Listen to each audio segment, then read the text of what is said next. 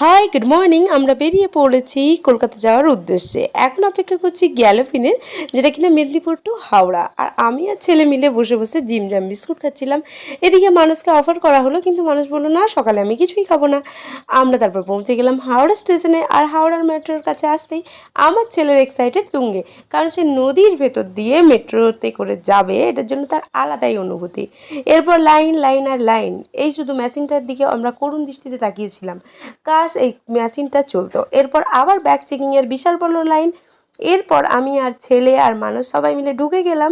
এরপর অপেক্ষা, আবারও অপেক্ষা, মেট্রো আসতে আরও 10-11 মিনিট দেরি আছে।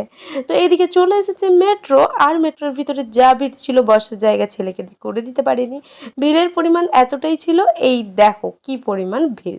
এরপর আমরা চলে যাচ্ছি নেক্সট ডেস্টিনেশনের উদ্দেশ্যে।